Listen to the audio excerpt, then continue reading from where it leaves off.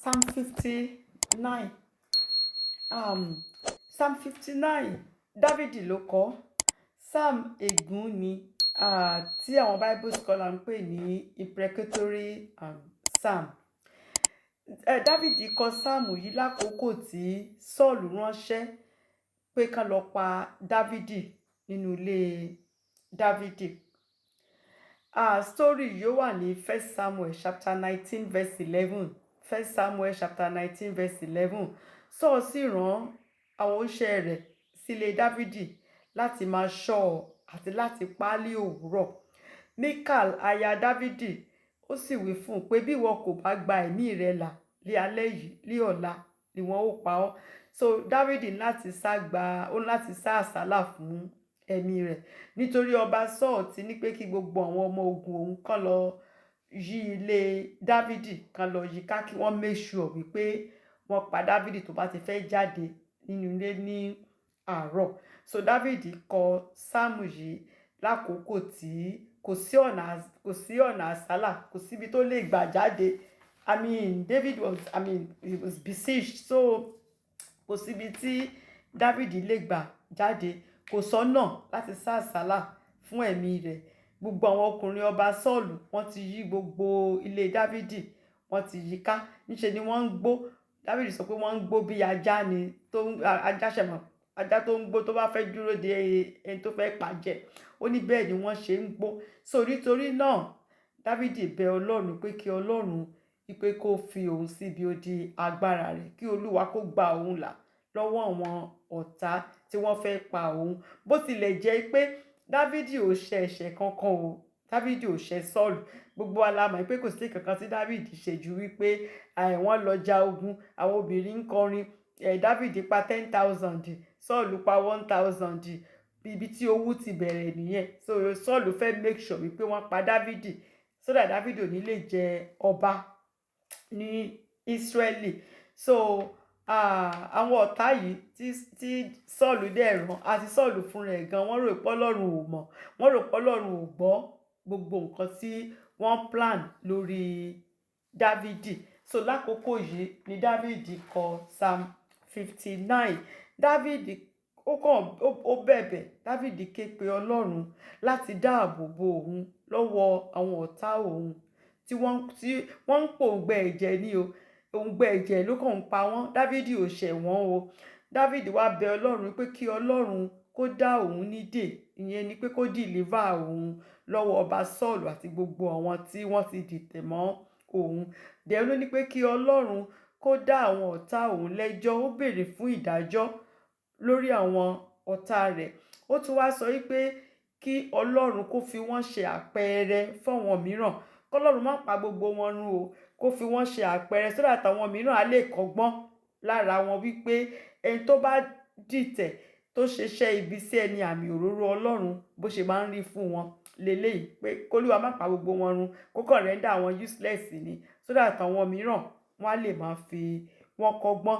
Dávìdì sọ̀rọ̀ nípa ìgbẹ́kẹ̀lé rẹ̀ nínú Ọlọ́run gẹ́gẹ́ bí ibi ìsádi rẹ̀, wípé Ọlọ́run ni agbára òun, Ọlọ́run sì ni aláàánú òun, àti wípé ó jẹ́jẹ́ pé ó sì máa kọ orin ìyìn sí Olúwa Ọlọ́run Ísírẹ́lì. So ọ̀rọ̀ ìyànjú ẹyọ kan la ní Psalm 59. Ọ̀rọ̀ ìyànjú tí ó dẹ̀ wá Psalm 59 òun náà ni wípé àwọn kan tá ti ṣe tẹ́lẹ̀ níbo mo máa sọ wọ́n. Kí ni Dávìdì ṣe lákòókò tó wà nírú ipò yìí? How did David deal with his circumstances? Ṣé mọ̀ pé àkókò tó léwu gidi ni. Gbogbo àwọn ọmọ ogun ti yí inú ilé ẹ̀, wọ́n ti yí ká. So kò síbi tó lè gbà, wọ́n ti bá ní bùbá láti rẹ́dí àti mu. So Ọlọ́run nìkan ló lè pa Dávìdì lákòókò náà. So nínú àkókò náà kí ni Dávìdì ṣe tó yẹ kọ́mọ Ọlọ́run lè ṣe nígbà tí ọ̀tá bá yí wa ká, nígbà tí a bá wà ní situation tí ò pleasant rárá, kí lọmọ Ọlọ́run lè ṣe? Torí púpọ̀ èèyàn ẹ̀rù òsì ẹ̀ní jẹ́ kọ́mọ nǹkan tó máa ṣe mọ́. Wọ́n sì ti máa gbàgbé pé wọ́n lọ́lọ́run tó ju gbogbo ogun yẹn lọ. Ṣùgbọ́n ti Dávìdì, dípò kí Dávìdì pé kó máa bẹ̀rù, Dávìdì máa ń gbé ọkàn rẹ̀, ó máa ń gbé lé Ọlọ́run tó ju gbogbo ìṣòro, ọlọ́run tó ní agbára ju gbogbo àwọn alágbára tí wọ́n fẹ́ fìyà jẹ òun àbí tán fẹ́ pa òun. So Dáfídì ò fi ìbẹ̀rù kò fi ṣe rárá. So Dáfídì ò kì í fókọ̀sì sí, a ti mọ̀ pé kò kì í fókọ̀sì sí ọ̀tá. Ọlọ́run ni Dáfídì máa ń fi gbogbo ìgbẹ́kẹ̀lé rẹ̀, òun ló máa ń fi sí. Ọlọ́run nìkan Dáfídì máa ń wò. So ọ̀rọ̀ ìyànjú wa náà ni wípé báwo ni Dáfídì ṣe nínú ipò rẹ̀ tó wà lákòókò yìí. Ohun ìkíní tí Dáfídì ṣe ni wípé Dáfídì gbàdúrà sí Ọlọ́run o. Àdúrà nìkan ló lè ṣe o. Àdúrà nìkan ló ń gbà o, agbára ò kì í gbà o. Dáfídì gba àdúrà sí Ọlọ́run wípé Olúwa wá tú mi sílẹ̀. Àdúrà ìtúsílẹ̀ ló gbà o. Oríṣiríṣi àdúrà ló wà. Àdúrà èèyàn lè àdúrà pé Olúwa mo fẹ́ mọ ìdí tí nǹkan bí eléyìí tó fi rí bí eléyìí. A lè gbàdúrà pé a kàn fẹ́ yin Ọlọ́run lógo. A lè gbàdúrà wípé Olúwa dárí ẹ̀ṣẹ̀ mi jì mí. A dẹ̀ lè gbàdúrà àánú. A dẹ̀ lè gbàdúrà ìtúsílẹ̀. Ṣùgbọ́n lákòókò yìí àdúrà ìtúsílẹ̀, prayer of deliverance prayer, nǹkan tí Dáfídì ṣe lákòókò yìí nìyẹn. Wípé Olúwa inú ìdè ló ń ti wà o, inú ogun ni wọ́n ti ká òun mọ́ o, ìwọ sì ni Ọlọ́run tó lè tú òun sílẹ̀. So gbàdúrà ìtúsílẹ̀. James chapter 5 verse 13. James chapter 5 verse 13 sọ pé, is any of you afflicted, let him pray o. Àdúrà nìkan ni o. Àdúrà nìkan ló lè gbà ọmọ Ọlọ́run là o. Àdúrà ni o. So ikọ̀ ìkejì tí Dáfídì tún ṣe ni wípé ó béèrè fún ìdájọ́ lórí àwọn ọ̀tá rẹ̀. Dáfídì ò ṣẹ̀ wọ́n kàn lé Dáfídì káàkiri bíi kírímínà ni. Kò ṣẹ̀ ọba Sọ́ọ̀lù, kò dẹ̀ ṣẹ̀ àwọn tí wọ́n ń dìtẹ̀ mọ́, kò sẹ́ni tó ṣẹ̀ o. Àkókò yìí Dáfídì ò tiẹ̀ tí ìdí ọba lákòókò náà, so kò tí ì sí ẹ̀ṣẹ̀ Báṣẹ́bà ń bẹ̀. So Dáfídì béèrè fún ìdájọ́ pé kí Ọlọ́run ẹ̀san kó dìde fún òun, kó ṣèdájọ́ àwọn tó dìde sí òun, àwọn tó òun ò ṣẹ̀ tí wọ́n dẹ̀ ń lé òun káàkiri bíi ẹni tó ti bíi kírímínà, bíi ẹlẹ́ṣẹ̀, pé k'Olúwa kó dìde kó ja ogun fún òun kóun bá lè rí ìfẹ́ òun lára àwọn ọ̀tá òun. Ohun ẹ̀kẹta tí Dáfídì ṣe ni pé Dáfídì yin Ọlọ́run. Dáfídì máa ń praise Ọlọ́run. Èèyàn mélòó ló lè máa yin Ọlọ́run nínú àkókò ìṣòro? Èèyàn mi gbọ̀ngàn àtẹ̀tí gbàdúrà di wàhálà fún. Ṣùgbọ́n kí ni Dáfídì ṣe? Dáfídì yin Ọlọ́run. Ṣé rí tá bá ti gba àdúrà títí kò sí nǹkan kan tá a rí, ẹ jẹ́ ká yí sí ìyìn. Agbára ṣe rí ìyìn, weapon of warfare ni o. Ohun ìjà ogun ni òun ni ìyìn o. Tá bá yin Ọlọ́run, tá tiẹ̀ tún wá fi ijó sí pàápàá. Ká rántí Paul àti Silas, Acts of the Apostles chapter 16 verse 25. Acts of the Apostles chapter 16 verse 25. Nígbà tó di òru, wọ́n ti gbàdúrà o, ìkọ̀kọ̀ ò ṣẹlẹ̀ o, wọ́n yí sí praise, wọ́n bẹ̀rẹ̀ sí ní yin Ọlọ́run. Wọn kò ṣe pé wọ́n kàn yin Ọlọ́run sínú o, wọ́n ń kọ́ sókè kí gbogbo èèyàn máa gbọ́ ni o. Kí ló ṣẹlẹ̀? Olúwa sì dìde. Earthquake ló ṣẹlẹ̀ nínú prison yẹn, nínú túbú yẹn, tí Olúwa tú gbogbo wọn, tí wọ́n tú wọn sílẹ̀. So àwọn áńgẹ́lì ò lè gba ìyìn, Ọlọ́run fúnra wọn ló máa ń gba ìyìn. So tá bá ti yin Ọlọ́run, Ọlọ́run fúnra wọn máa ń dìde, wọ́n máa ń sọ̀kalẹ̀ ní iṣẹ́ ìyanu á sì ṣẹlẹ̀ nígbà tá bá ti yin Ọlọ́run. So Dáfídì yin Ọlọ́run, ó gbé Ọlọ́run ga. Ohun ẹ̀kẹrin tí Dáfídì ṣe ni wípé ìgbàgbọ́ rẹ̀ nínú Ọlọ́run. Dípò ìbẹ̀rù, ìgbàgbọ́ ni Dáfídì ní o. Torí ẹlòmíràn ìbẹ̀rù á ti mú, ọjọ́ yẹn á ti pọ̀ lára rẹ̀, kò tẹ̀ ní mọ̀ kan tó máa ṣe mọ́. Ṣùgbọ́n Dáfídì dípò ìbẹ̀rù, ìgbàgbọ́ ni. Dáfídì di ìgbàgbọ́ rẹ̀ nínú Ọlọ́run, ìgbẹ́kẹ̀lé tó ní nínú Ọlọ́run Dáfídì dì mú. Ó mọ̀ wípé Olúwa Ọlọ́run yìí ó tó gbẹ́kẹ̀lé. Ọlọ́run tó ti yọ òun, ó ti gbà òun lọ́wọ́ kìnìún, ó ti gbà òun lọ́wọ́ àmọ̀tẹ́kùn. Ìgbà tí Gòláyátì tún dé náà, Ọlọ́run yìí náà ló gba òun. Olúwa yìí ó tó gbójúlé. Dáfídì di ìgbàgbọ́ rẹ̀ nínú Ọlọ́run, ó dì mú. Ohun ìkarùn tí Dáfídì ṣe ni àsọtẹ́lẹ̀. Ṣé rí àwọn ọmọ Ọlọ́run tá bá ti gbàdúrà, Olúwa ẹ ṣe báyìí, Olúwa ẹ ṣe báyìí, tá bá ti gbàdúrà tán kì í sọ àsọtẹ́lẹ̀. Torí ẹ̀ àsọtẹ́lẹ̀ ṣe wà nínú Bíbélì fún wa. Ìlérí yàtọ̀ sí àsọtẹ́lẹ̀. A láti máa fi ìlérí Ọlọ́run gbàdúrà, ṣùgbọ́n láti máa sọ àsọtẹ́lẹ̀. Ẹ rántí wòlíì Ezekiel ní Ezekiel chapter 37. Ezekiel chapter 37 1-14. Ọlọ́run sọ fún wòlíì Ezekiel, ó ní àwọn egungun yìí, ó ní ìṣòro kan tún lè di èèyàn padà, kan tún di army, kan di àwọn ọmọ ogun ni. Wòlíì sọ wípé lóòótọ́ wòlíì ni mí, ṣùgbọ́n Ọlọ́run ìwọ nìkan ló lè ìwọ nìkan ló lè ṣerú eléyìí, ìwọ nìkan ló lè sọ egun tó tún lè sọ di ààyè níbi tó máa tún di ológun padà. Ọlọ́run sọ wípé nǹkan tó nílò láti ṣe ní pé ìwọ sọ àsọtẹ́lẹ̀, prophesy, sọ àsọtẹ́lẹ̀ sí egungun yẹn. Tó bá jẹ́ pé wòlíì Àìsáyà ò sọ nǹkan kan, egungun yìí ò ní dín nǹkan kan, ibẹ̀ ló máa wà o. Olúwa sọ wípé sọ àsọtẹ́lẹ̀. Nígbà tó ti sọ àsọtẹ́lẹ̀ pé ìwọ egungun gbọ́ ọ̀rọ̀ Ọlọ́run, egungun sì gbọ́ ọ̀rọ̀ Ọlọ́run lóòótọ́. Níṣe làwọn egungun níṣe náà bẹ̀rẹ̀ sí ní wá ara wọn tó dẹ̀ ń tò mọ́ra wọn. Ogungun wọn ṣíra wọn mú o, wọ́n tora wọn ni, tí wọ́n dẹ̀ di èèyàn, tí wọ́n di àwọn ológun, tí wọ́n di ọ̀rọ̀. So a láti sọ àsọtẹ́lẹ̀. Dáfídì sọ àsọtẹ́lẹ̀ wípé mo sì máa yin Ọlọ́run, mo ń yìn báyìí nínú àkókò yìí o, mo sì máa yin Ọlọ́run láràárọ̀. Yín ní pé mi ò kú sínú eléyìí o, ìṣòro eléyìí bí mo ṣe kọjá àwọn tí tó ti kọjá tẹ́lẹ̀, màá tún kọ eléyìí. This one also shall come to pass ló ń jẹ́ bẹ́ẹ̀. Dáfídì sọ àsọtẹ́lẹ̀ wípé mo máa yin Ọlọ́run láràárọ̀, mo sì máa kọrin agbára Ọlọ́run, mo máa kọrin àánú Ọlọ́run láràárọ̀, nítorí Ọlọ́run yìí ò ní ààbò mi, kò síbi tí mò ń lọ, kò sí kankan tó máa ṣẹlẹ̀ sí mi. Àsọtẹ́lẹ̀, a láti máa sọ àsọtẹ́lẹ̀. The last thing tó tún ṣe ni wípé Dáfídì dúró de Olúwa o.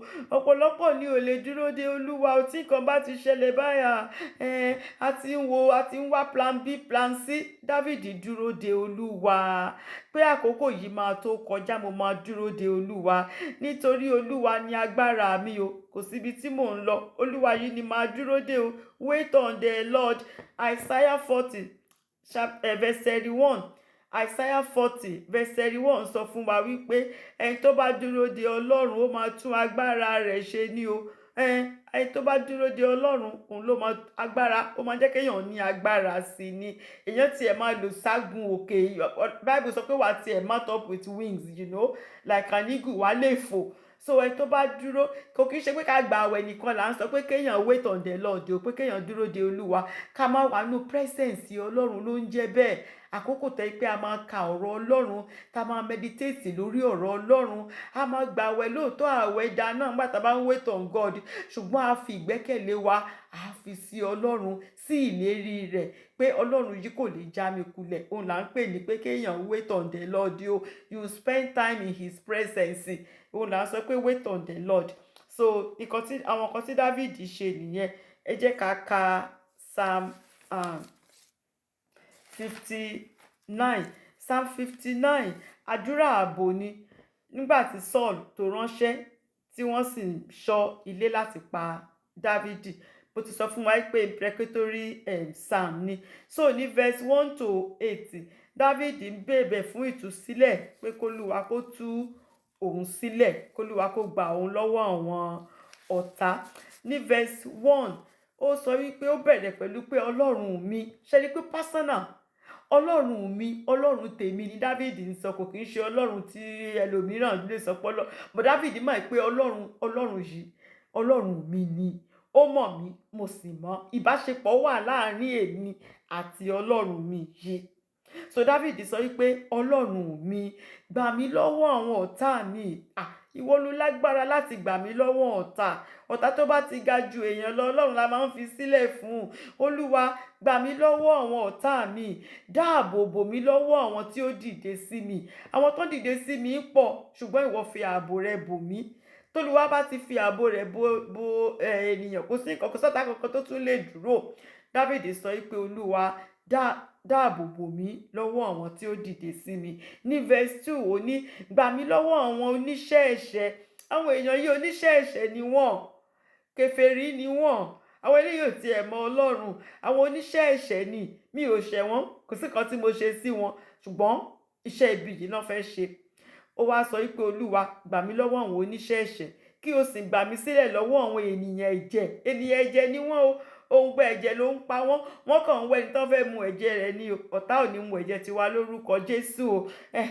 Wípé wọ́n kàn ń wẹ́ni tó fẹ́ mu ẹ̀jẹ̀ rẹ̀ ni. Olúwa, dáàbò bò mí gbà mí lọ́wọ́ wọn. So ní verse 3 ó wá sọ wípé ṣàkíyèsí wọ́n bá ní bùbá fún ọkàn mi, àwọn alágbára péjọ sí mi, kì í ṣe nítorí ìrékọjá mi o tàbí nítorí ẹ̀ṣẹ̀ mi olúwa, pé olúwa mo fẹ́ ẹ bá mi rò ó.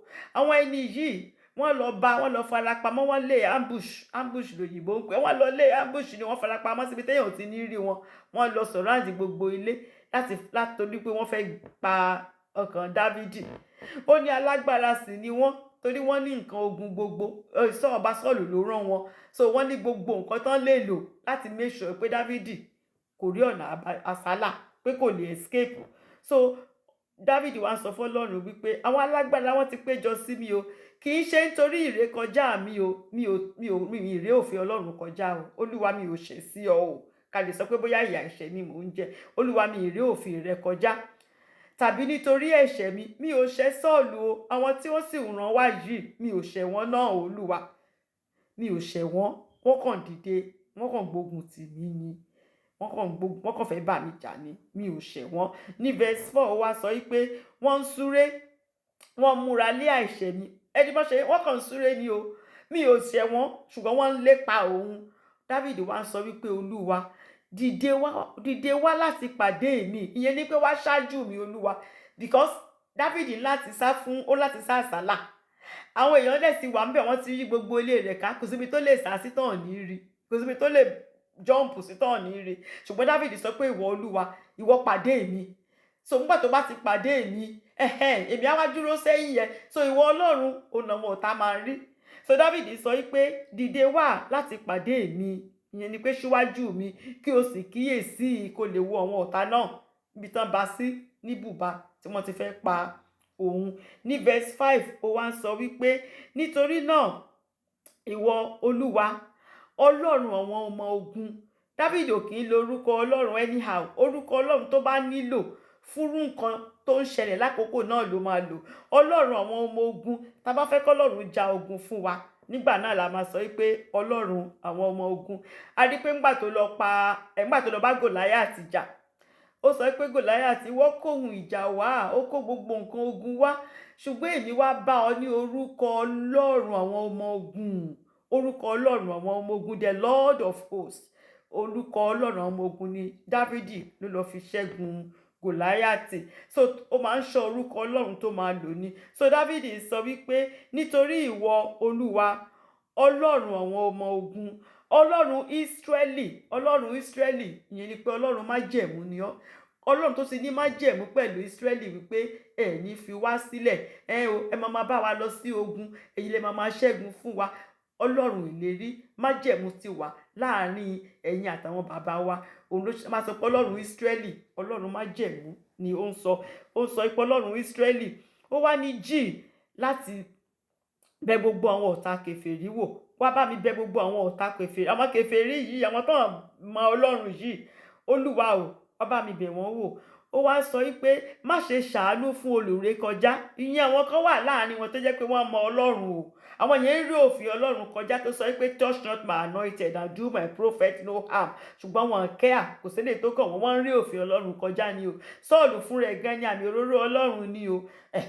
So but David sọ wípé má ṣàánú fún wọn o, má rò pé torí wọ́n ti jẹ́ ọmọ ọlọ́run, ọmọ náà máa ń wá sínú sínágọ́gì, pé olúwa má ṣàánú fún àwọn olùrékọjá búburú wọn ni torí wọ́n burú.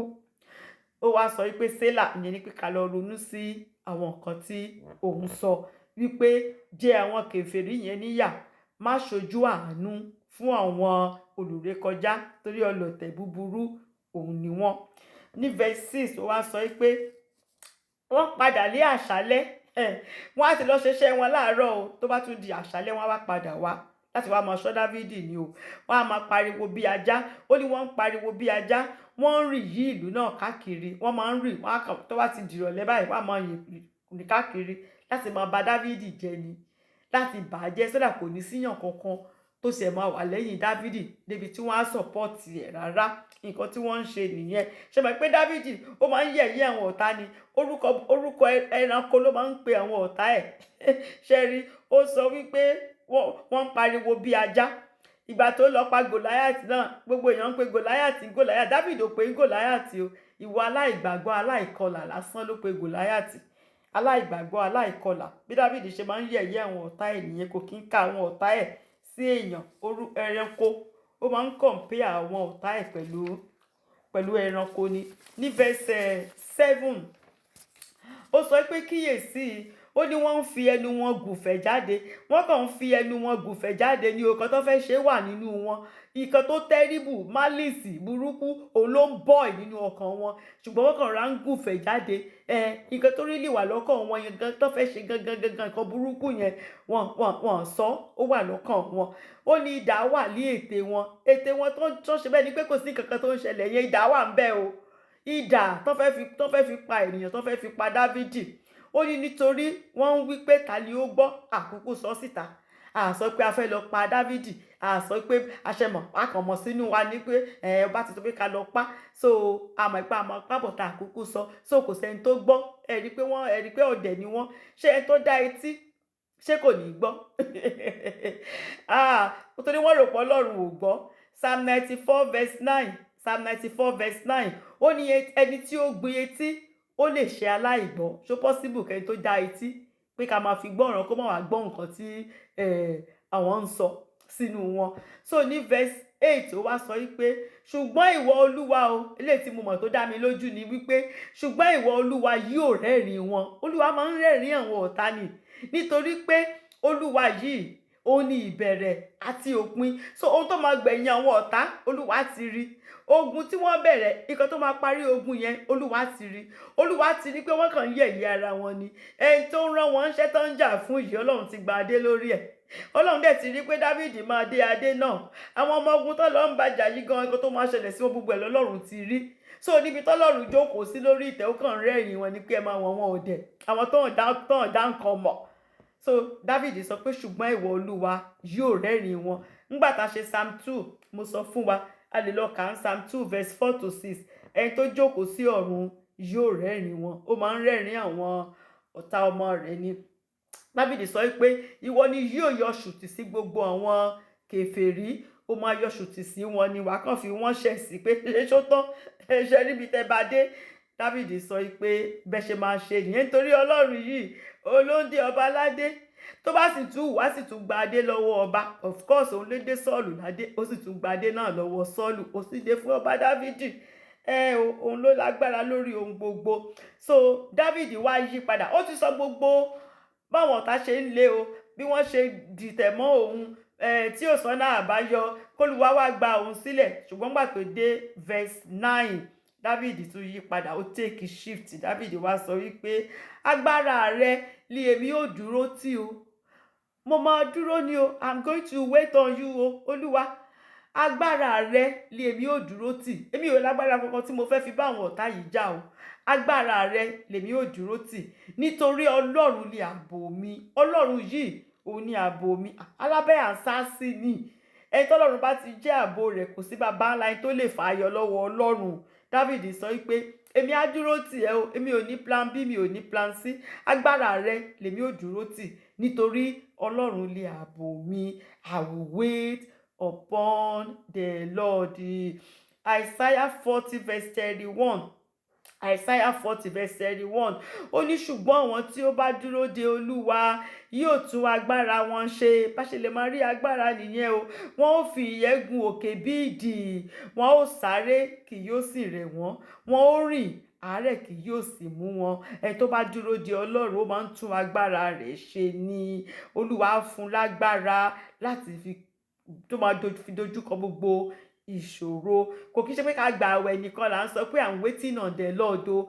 Àwẹ̀ wà ń bẹ o, ṣùgbọ́n àkókò tó jẹ́ pé a máa ka ọ̀rọ̀ Ọlọ́run, a máa ṣe àṣàrò lórí rẹ̀, a máa wà ní presence Ọlọ́run ni o. A máa wà ní presence Ọlọ́run tó jẹ́ pé a máa fi ọkàn wa balẹ̀, a máa nífọ̀kàn balẹ̀ pé a ní Ọlọ́run tó gbójúlé, a sì ní olùgbàlà tó ní agbára tó máa gbà wá nínú àkókò ìpọ́njú yẹn, tó máa mú wa jáde kúrò nínú ìpọ́njú.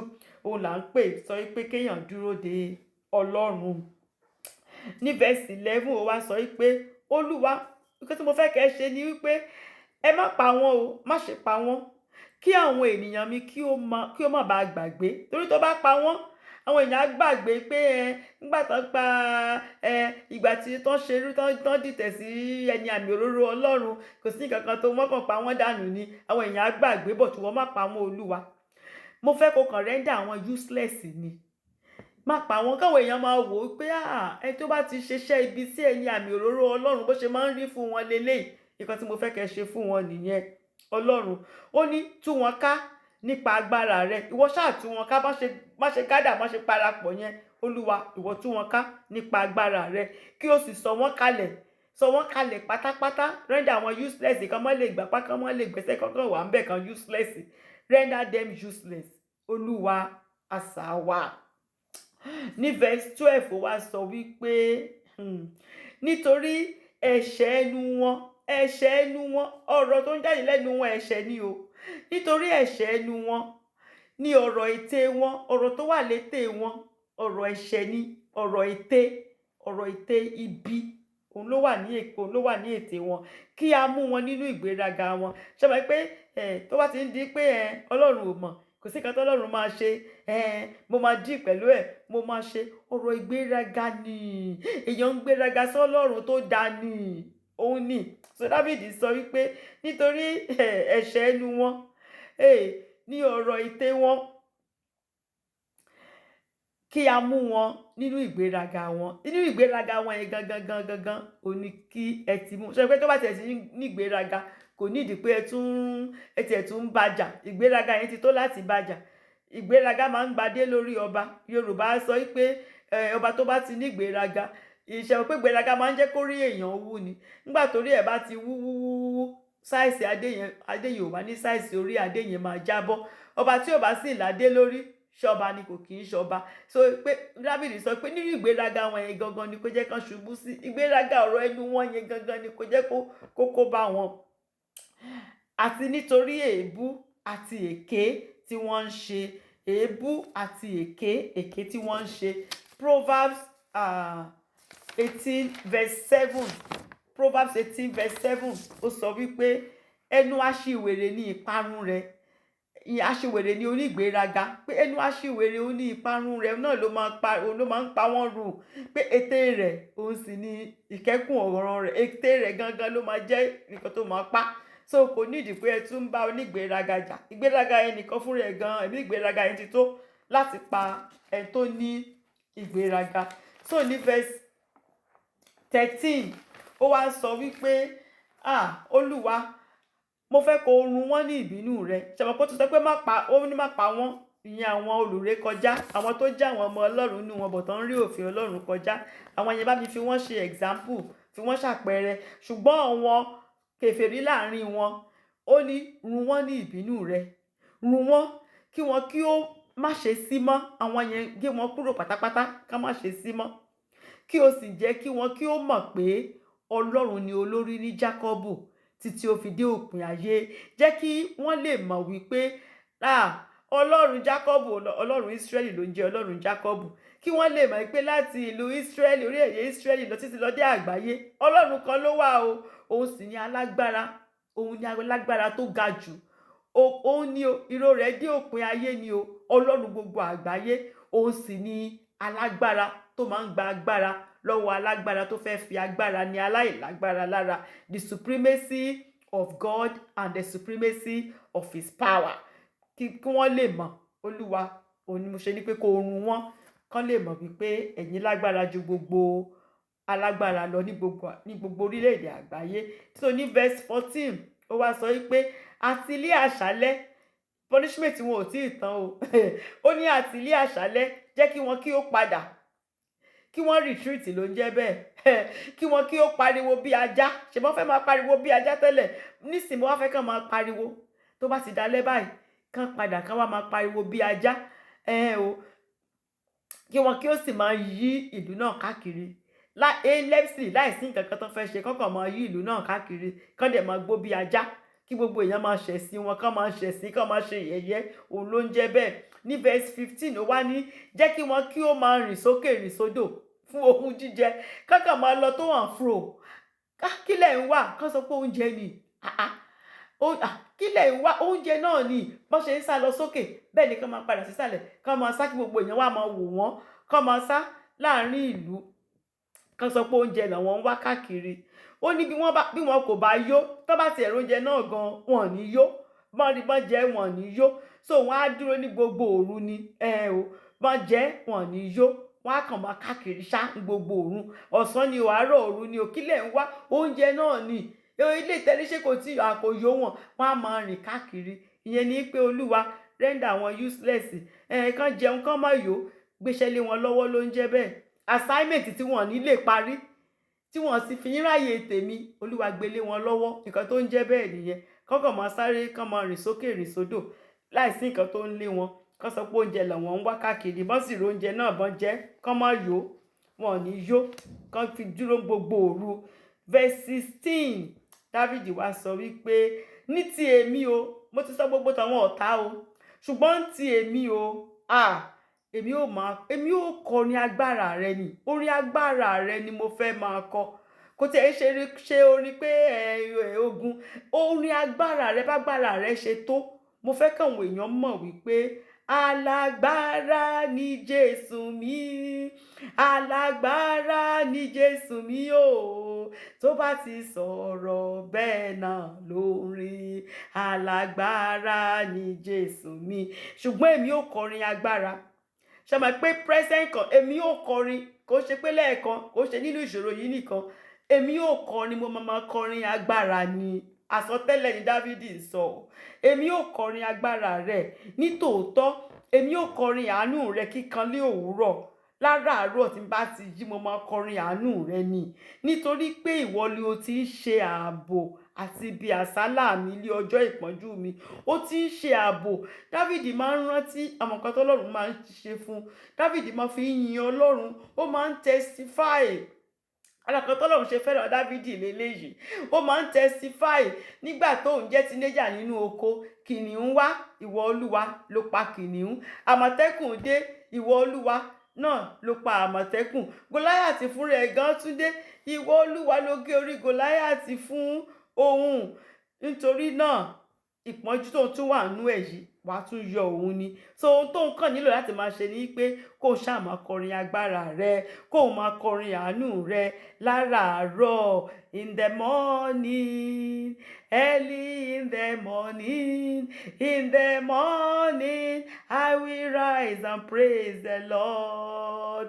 Because David sọ pé òun fẹ́ máa ṣe ń tòun nìyẹn ẹ dẹ̀ mọ̀ pé praise weapon of warfare ni ohun ìjà ní ogun ní praise o tá bá ti yin Ọlọ́run Olúwa máa ń dìde ní o Olúwa á dìde á wá fúnra rẹ̀ á wá jà ogun. So ní verse 17 David parí ẹ̀ pẹ̀lú wípé ìwọ agbára mi ìwọ Ọlọ́run yìí ni agbára mi ìwọ ni èmi ò kọrin sí nítorí Ọlọ́run ni ààbò mi ìwọ ni ààbò mi èmi ò kọrin sí ọ Ọlọ́run àánú mi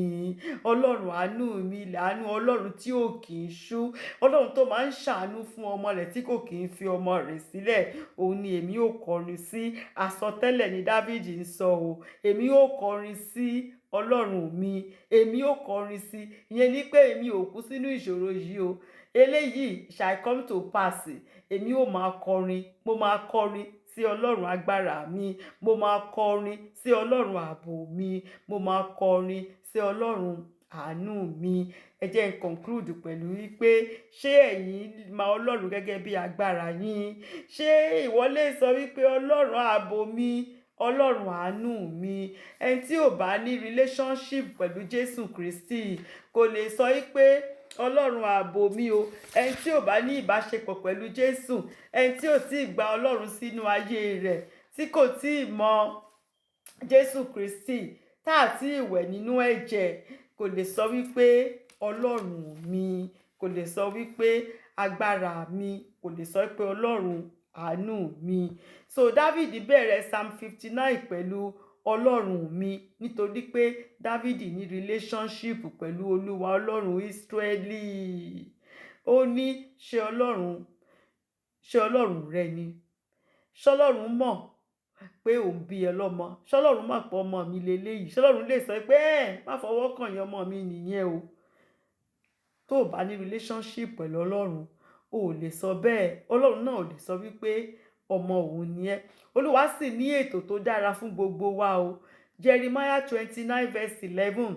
Jeremiah 29 verse 11. Ó ní nítorí èmi mọ èrò tí mo rò sí yín ni Olúwa wí, àní èrò àlàáfíà, kì í ṣe fún ibi, láti fún yín ní ìgbà ìkẹyìn àti ìrètí.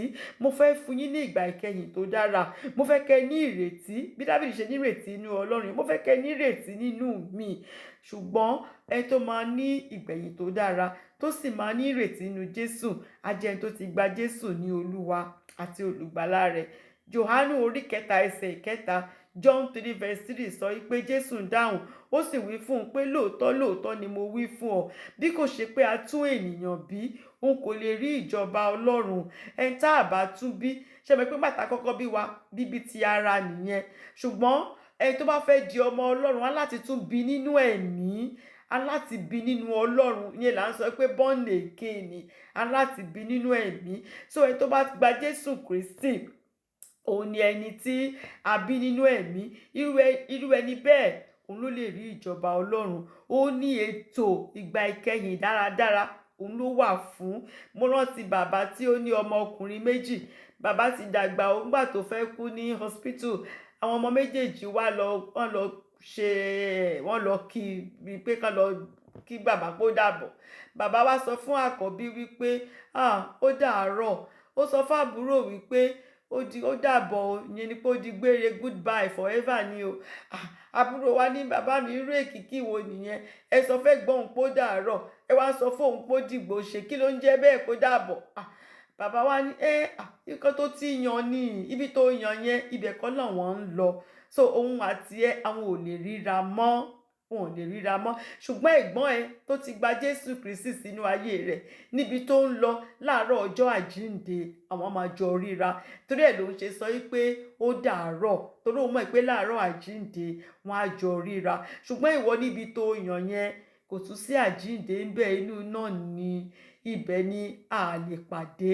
Kò sí point láti lè jọ pàdé mọ́. Ó ní mo ṣe sọ pé ó dàbọ̀. Èwo ni ìwọ fẹ́ nínú ẹ̀ lọ́jọ́ náà? Ṣé ó dàárọ̀ ni láàárọ̀ àjíǹde tá a máa ríra, àbódìgbò ṣe ni? Oníkálùkù ló ń láti yan. Olúwa òkùnkùn ń fipá mú yàn o. Tó bá fẹ́ gba Jésù Kristi sínú ayé rẹ̀, tí ìwọ náà fẹ́ máa sọ̀rọ̀, ó fẹ́ ní ìgbẹ́kẹ̀lé nínú Ọlọ́run, ó fẹ́ ní ìrètí nínú Ọlọ́run bíi ti Dáfídì, ìwọ náà fẹ́ máa sọ pé Ọlọ́run mi, agbára mi, àánú mi, ààbò mi, wá gba Jésù Kristi sínú ayé rẹ̀. Kò ní fi ṣe bó tiẹ̀ ti ṣe bà nǹkan jẹ́ tó. Aláàánú lọlọ́run. In as much tó bá ti rẹ́dì àti gba Jésù yìí, tó sì kọ gbogbo iṣẹ́ èṣù, tó yí padà, tó fi gbogbo iṣẹ́ yìí sílẹ̀, aláàánú lọlọ́run, Olúwa sì gbà ọ́ padà. Àbí ìwọ tó tiẹ̀ ti gba Jésù Kristi tẹ́lẹ̀, ṣùgbọ́n nígbà tí ìpọ́njú dé irú ti Dáfídì, ó ti lọ bí tí ò yẹ kó lọ, ó ti lọ tẹ̀lé plan B plan C. Ìwọ náà mọ̀ pé tí pé bá dún lé nísìn, ò lè make ẹ̀. Orúkọ ẹ̀ ò sí nínú ìwé ìyè mọ́. Oore ọ̀fẹ́ wà láti tún padà wá. Aláàánú ni Jésù. He is a multiple, ó máa ń fúnyàn second third chance pàápàá. Tá bá ti ronú wa, tá ti mọ̀ pé mo fẹ́ yí padà, mo fẹ́ máa sin Ọlọ́run yìí lóòótọ́ àti lódodo, Olúwa sì ń gbà ọ́. So tó bá ti mọ̀ pé o fẹ́ gba Jésù Kristi, jẹ́ ká jọ gba àdúrà wípé Olúwa, mo máa ra mi gẹ́gẹ́ bí ẹlẹ́ṣẹ̀. Nítorí tèmi ló ṣe kú ikú oró lórí igi àgbélébù. Dárí gbogbo ẹ̀ṣẹ̀ mi jì mí. Fi ẹ̀jẹ̀ rẹ fi wẹ gbogbo ẹ̀ṣẹ̀ mi mọ́. Mo gba Jésù Kristi ní Olúwa àti olùgbàlà mi. Kọ orúkọ mi sínú ìwé ìyè. Èmi náà fẹ́ bá ọ jíǹde bó ṣe jíǹde lọ́jọ́ kẹta. Mo ti gba Jésù Kristi ní Olúwa àti olùgbàlà mi. Ẹni tó bá sọ lóòótọ́, tó fẹnu ara rẹ̀ sọ, tó dẹ̀ gbàgbọ́ nínú ọkàn rẹ̀, Jésù Kristi á sì kọ orúkọ rẹ̀ sínú ìwé ìyè. Àwọn áńgẹ́lì á sì máa yọ̀ lọ́run. Lọ́jọ́ náà, a ríra wa, a yọ̀ mọ́ra wa lórúkọ Jésù. I am rejoicing, my name has been written I am rejoicing that I am born again. Hallelujah. I am rejoicing. My name has been written. I am rejoicing that I am born again. Thank you, Lord Jesus. Thank you, Holy Spirit. Thank you all. Oh, God bless you all in Jesus' name. Oh, amen.